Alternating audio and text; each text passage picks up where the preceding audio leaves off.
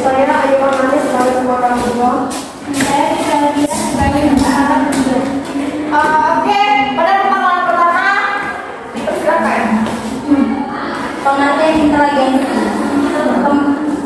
Pengertian inteligensi adalah kemampuan untuk memperoleh berbagai informasi abstrak, menalar, serta berpikir secara efisien dan efektif. Pengukuran inteligensi dilakukan dengan menggunakan alat-alat psikodiagnostik atau dikenal dengan istilah psikotes. Inteligensi pada setiap anak tidak sama. Untuk mengukur perbedaan-perbedaan kemampuan individu setiap anak, para psikolog telah mengembangkan sejumlah tes inteligensi. Pengaruh inteligensi pada belajar. Inteligensi seseorang sangat berpengaruh pada keberhasilan belajar yang dicapainya. Berdasarkan hasil penelitian, prestasi belajar biasanya berkorelasi searah dengan tingkat inteligensi. Artinya, semakin tinggi tingkat inteligensi seseorang, maka semakin tinggi prestasi belajar yang dicapai. Faktor-faktor yang mempengaruhi inteligensi ada 5. Yang pertama, kebawaan. Yang dimaksud di sini adalah sebuah sifat yang memang dibawanya sejak lahir. Misalnya, seseorang anak yang bisa memecahkan persoalan akan dipengaruhi juga dengan pembawaan dirinya sendiri. Contohnya, anak SD kelas 3 dikasih soal matematika kelas 3 SD. Kan tidak semua anak itu pintar, jadi ada yang bisa jawab soal tersebut, ada anak yang tidak bisa jawab soal tersebut. Yang kedua, kematangan.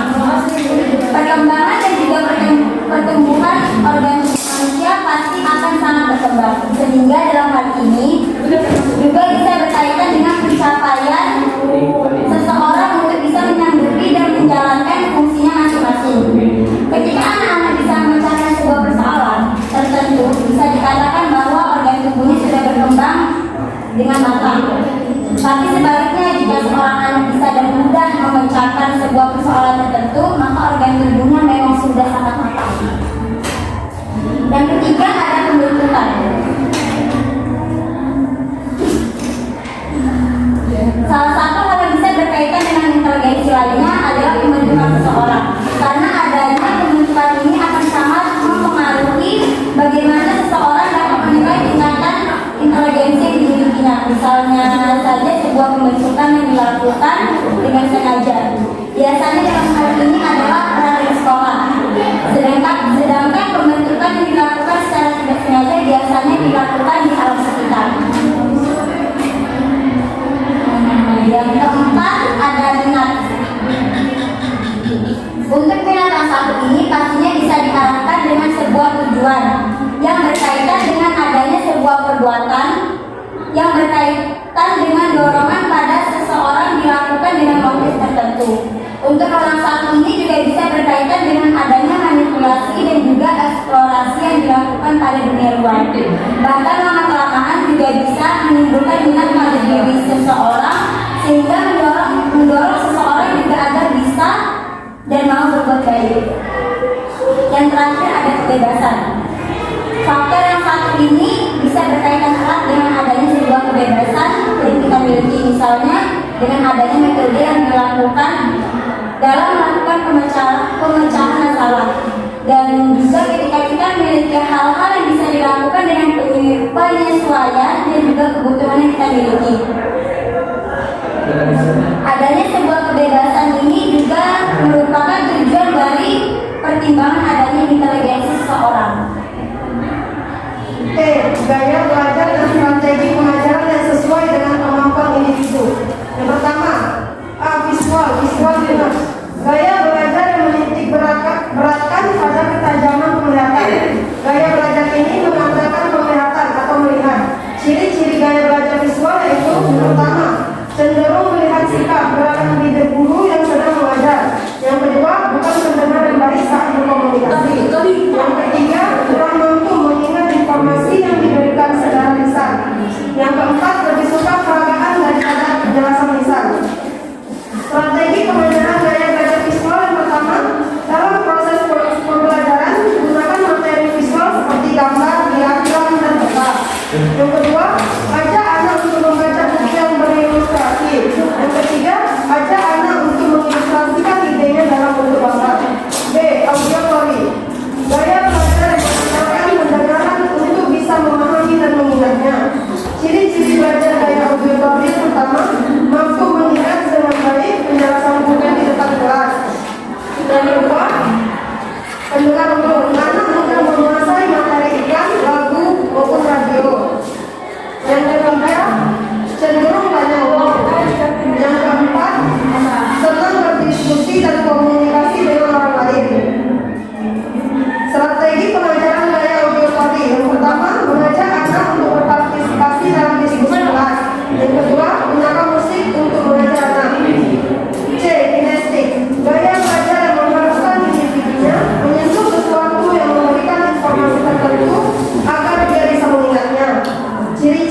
belajar kinestetik yaitu yang pertama, menyentuh segala sesuatu yang disukainya termasuk saat belajar. Yang kedua, menyukai praktek atau percobaan. Yang ketiga, menyukai permainan dan aktivitas fisik. Strategi pengajaran gaya belajar kinestetik yang pertama, jangan paksakan anak belajar berjam-jam. Yang kedua, ajak anak untuk belajar sampai mengeksplorasi lingkungannya, misalnya gunakan objek sesungguhnya untuk belajar konsep baru. Yang ketiga, izinkan anak belajar sambil mendengarkan musik. F. Kepribadian. Menurut ahli kepribadian merupakan pola perilaku dan cara berpikir seseorang yang pas dalam menentukan penyesuaian diri dengan lingkungannya. Artinya, seseorang berperilaku dan berpikir sesuai dengan lingkungannya untuk melakukan penyesuaian diri di lingkungannya tersebut. Dalam dunia pendidikan, untuk mengkaji kepribadian individu ada dua model, yaitu model Big Five dan model Big Mirrors. Model Big Five meliputi extroversion, yaitu menikmati keberadaannya dengan orang lain dan memiliki sikap antusiasme yang tinggi. Yang kedua ada agreeableness, yaitu individu yang bergaul dengan baik. Yang ketiga conscientiousness, yaitu individu yang jenaka dan menyenangkan. Yang keempat neurotic, yaitu emosi yang negatif, takut salah dan menentukan dalam pembelajaran. Model Breakers meliputi satu extraversion dengan introversion, yaitu mudah bergaul dan mudah menyesuaikan diri. Yang kedua sensing dan intuition, yaitu individu yang memahami dan mempercayainya. Yang ketiga thinking dan feeling, yaitu individu menyukai tujuan yang jelas dan menghargai adanya kebebasan. Yang keempat judging dengan prescribe, yaitu individu yang mengerjakan pekerjaannya sesuai dengan apa yang direncanakannya.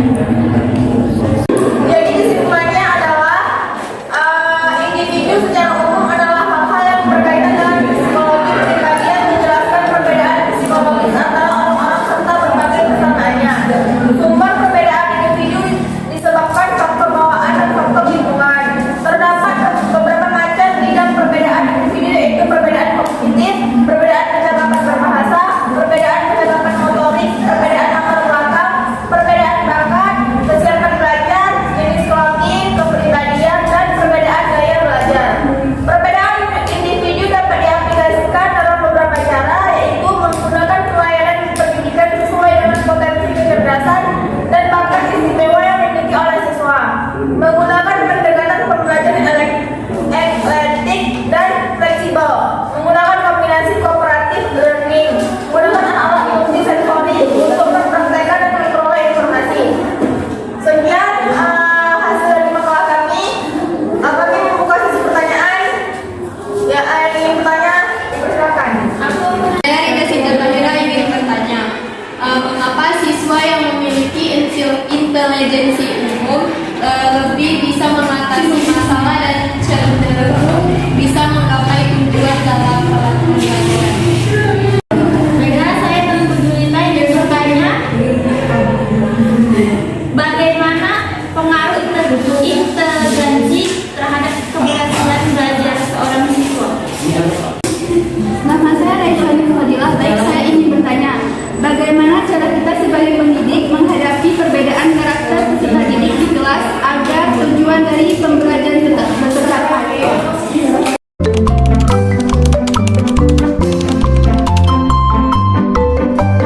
Saya Sri Marina akan menjawab pertanyaan dari Rida Sita Tahira. Dia bertanya, mengapa siswa yang memiliki intelijensi yang lebih tinggi bisa mengatasi masalah dan cenderung bisa mencapai tujuan dalam pembelajaran, kan? Jadi, ketika seorang anak itu mempunyai intelijensi yang tinggi, berarti dia pengetahuannya itu luas dan pembelajarannya itu berbagai macam rupanya dia pandai. Jadi, untuk mencapai tujuan itu, dia bisa mencapai yang dituju karena dia memiliki pengetahuan yang lebih luas. Terima kasih. Mama.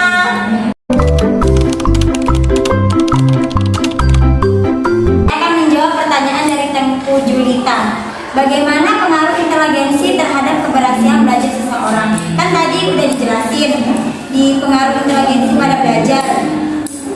Semakin tinggi tingkat inteligensi seseorang, maka semakin tinggi prestasi belajar yang dicapai. Ya, dia karena anak itu semakin tinggi tingkat belajarnya, ya semakin tinggi juga prestasi yang dicapainya gitu.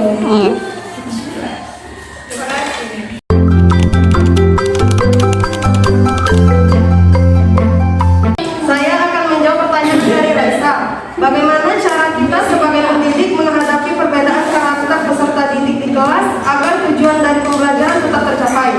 Yang pertama, menggunakan metode pembelajaran yang tepat. Yang kedua, memperlakukan siswa secara adil. Yang ketiga, memberikan motivasi yang tepat.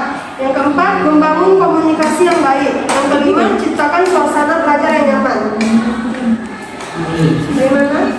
Sekian hasil presentasi kami. Terima kasih yang sudah bertanya dan terima kasih atas perhatiannya. Saya akhiri dengan Assalamualaikum warahmatullahi wabarakatuh. Waalaikumsalam warahmatullahi